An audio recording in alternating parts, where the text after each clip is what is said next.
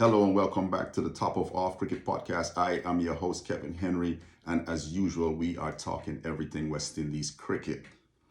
Man, it's been a rough few days for me. My allergies are kicking my rear end. Coughing, sneezing, runny nose, stuffy nose, you name it, I have it. But we gonna push through nonetheless. The West Indies first class season resumes today. They had an Easter break where the guys have been off for what 3 weeks now. I kind of find it weird, the constant stopping and starting of the season.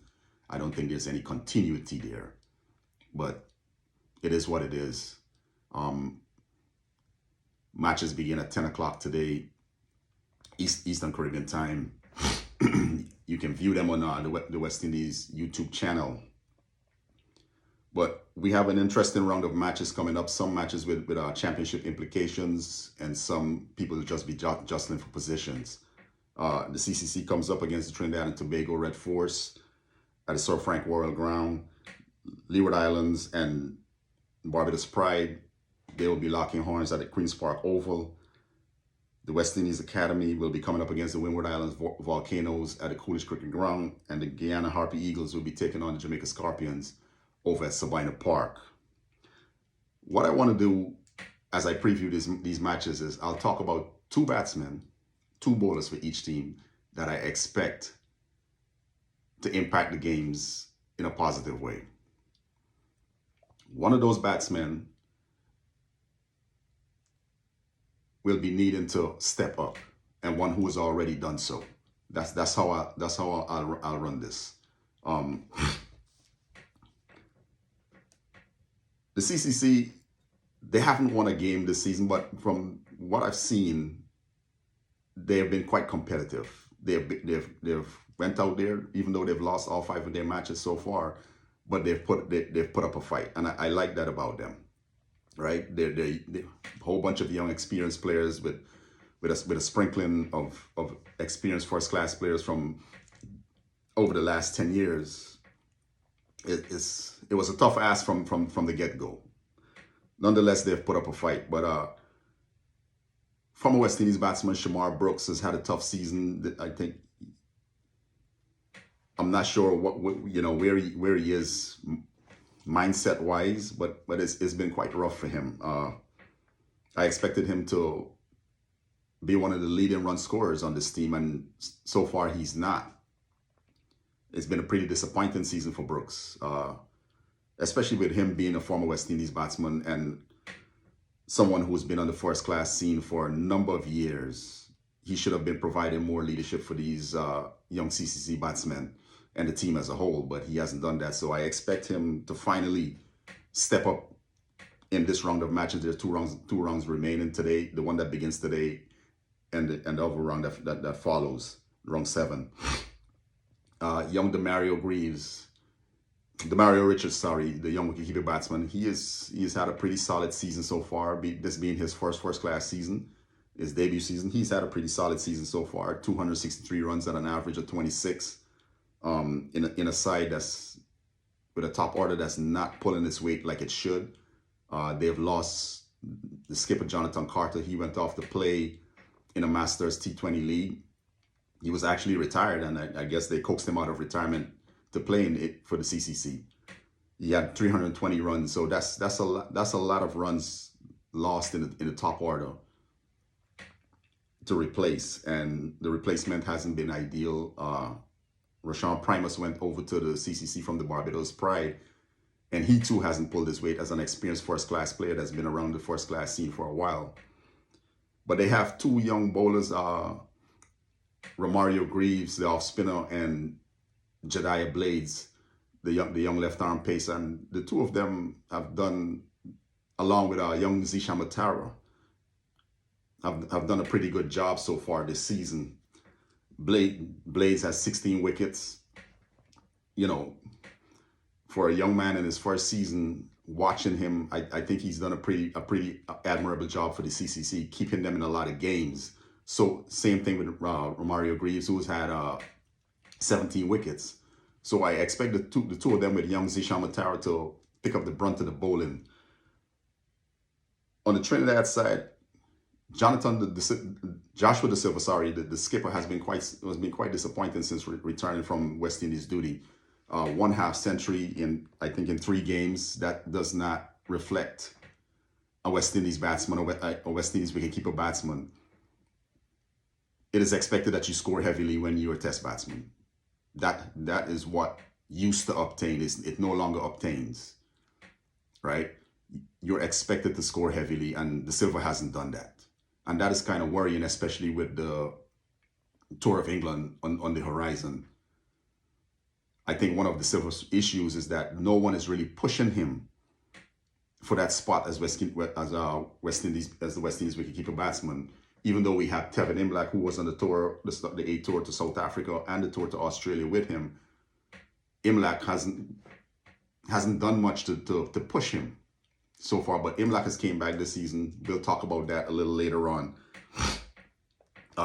I expect Jed Gooley. Jed Gooley's been around for a while, but I expect Jed Gooley to make some runs today. I expect him to really, really stamp his authority. You know, he's the leading batsman for Trinidad this season, and I expect him to stamp his authority. Trinidad have recalled Yannick Carrier and Shannon Gabriel to the squad, especially with Jayden Seales going off to England and playing for Sussex in the English County Championship. He's actually had a decent outing in his first match. Picked up 6 wickets for 122 runs, I think it is. So pretty decent outing. I think Seales has his eyes set on the England tour. I'm wondering if the fast bowling stock in Trinidad is low, especially with them having to recall Gabriel. At this point of the season where Trinidad doesn't have a chance of winning the West Indies Championship, I didn't see the point of recalling Gabriel. He's on the other side. I if you want to put it that way, he's on the other side. I think he doesn't, especially with the fact that he's not in contention for West Indies selection anymore. To me, it didn't make any sense to recall Gabriel. Maybe there's a young pacer out there somewhere in Trinidad that could have been called up, who's on the verge of the Trinidad national team, who should have been given a chance. Yannick Carrier has played 74 first-class matches, and he has 60 wickets. And Yannick Carrier is someone who's been used primarily as a leg spinner for the West Indies in T20 and ODI cricket. But he doesn't bowl that much for Trinidad, and I'm wondering why. Why hasn't Trinidad utilized Carrier's expertise more over because he debuted back in 2011. In 13 years, only 60 wickets, 74 matches. That's kind of worrying. So let's see how they go with Carrier. I think if he's used and he's used properly, he will make a difference against the CCC team. And he has lots to offer as a batsman, because he's a pretty decent batsman. 5 centuries and I think 12 half centuries. Could be better. He's a way better batsman than the stats show, but it is what it is, right? I expect Trinidad to win this game. I expect them to do so quite easily, actually. I expect them to do so quite easily. Let's move on to the Leeward Islands Hurricanes versus the Barbados Pride game. This is a game that also has championship ramifications. The Leeward Islands are top of the table currently, and the Barbados Pride are in 3rd place. So the Pride will be looking to move up at least to 2nd place, and the Leeward Islands will be looking to maintain their position on top of the table. Young Mikael Louis, ever since the 2nd round match against Guyana, I think he's had 1/2 century. He's still the leading scorer in the first class tournament right now, but I'm wondering about his consistency at this point, right? He started off the season well, but he seemed to be tapering off. and that is a worry for young batsmen. You know, this is his first season as a first class player, and he started off pretty well. He looks pretty good. Some people were already jumping and screaming, "Oh, Louis should be given a chance at in the test team for the England tour." He's nowhere there. He's nowhere there. He's a good young batsman who needs to earn his stripes, right? And it shows because his form has tapered off ever since the game against Guyana. I think he's only had one half century, like I said a few moments ago. But I expect him to put his hands up against the Barbados Pride. I expect him to put his hands up against the Barbados Pride. Him, along with his opening partner, Kyron. I don't even think Paul is opening anymore. I think he's coming at 3. Or I might be mistaken, but I expect, no, I stand corrected. Powell is opening. Karen Powell has been around the West Indies first class scene for a long time, former West Indies batsman. I expect him to step up against the Barbados Pride also, because that experience is needed, especially at the top of the order. I expect him to guide young Louis. And when you are a former West Indies batsman, when you've been around the first class season for a long period of time, for some of the players that I'm seeing and their returns, and I'm thinking, what have we learned over all those years of playing first class cricket? What have your experiences taught you? Because you're still coming back and we still getting the middling scores, the good starts, and and not carrying on. And we still see the same thing with Powell in this instance, but it's a good time that he steps up, because the Leeward Islands will need him today, because the Barbados Pride will be coming, and they will be coming hard at them. On the Pride side, Craig Brathwaite has had a lean season. As the West Indies skipper and returning from Australia, he's had a few good scores, but not enough. Brathwaite has been out of form for a little bit, I think, since the India series, last year, or I should say the South Africa series, sorry. Him, like Chanderpaul, had the same issue. They did well against Zimbabwe, went over to South Africa, and the downward slide started there.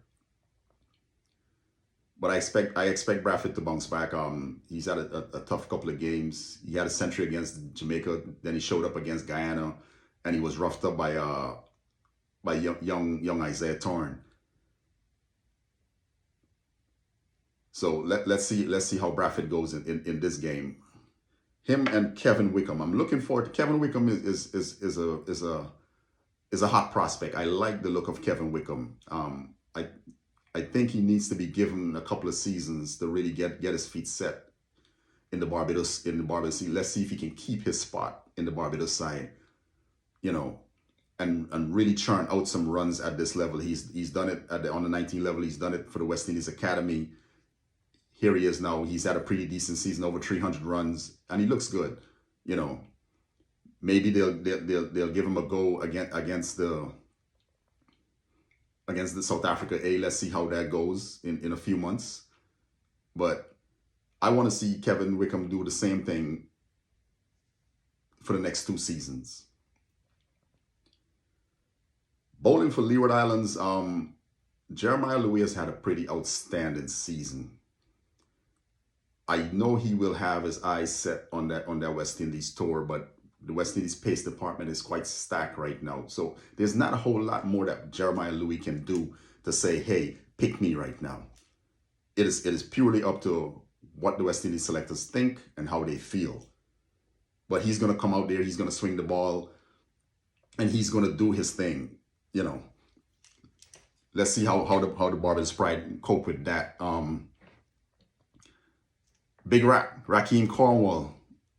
I expect Cornwall to come out here and do what he's been doing for the past, God in heaven knows how long. He's currently the best spinner in the West Indies. It is what it is when it comes to West Indies selection. why they don't see him as a viable prospect right now. I am not. I will say I'm not a fan of Cornwallis for obvious reasons, right? You just have to look at him and you'll see. I think if you're going to be an international cricketer, if you're going to be a first class cricketer, you have to look the part, right? No disrespect to Cornwall, but it is what it is. Barbados have lost Jason Holder.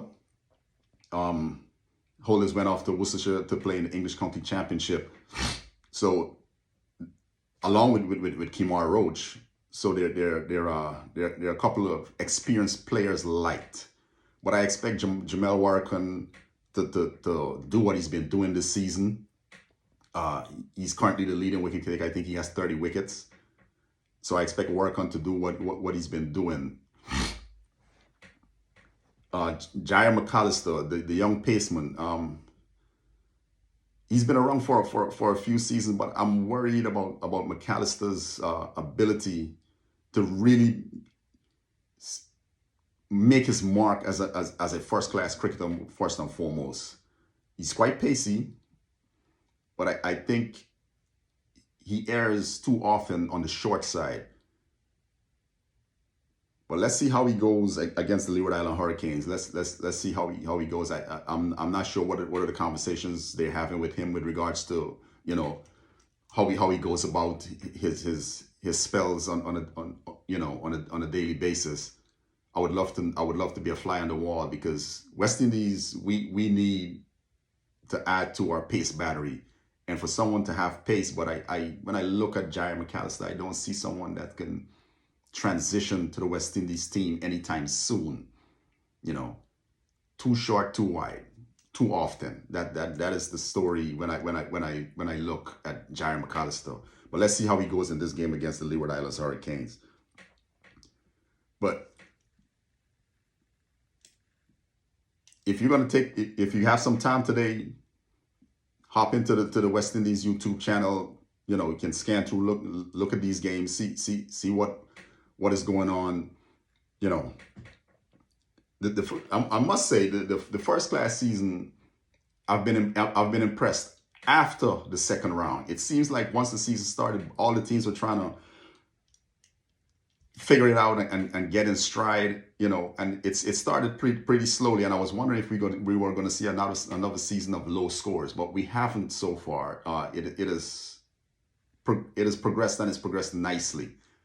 I'm impressed by seeing the progress that a lot of the teams have made, and let's hope it continues over these next two rounds. But I'll be back with another episode to talk about the West Indies A versus West Indies Academy versus the Windward Islands Volcanoes, and the Guyana Harpy Eagles versus the Jamaica Scorpions. This is your boy Kevin Henry with Top of Off. I'll catch you in the next episode.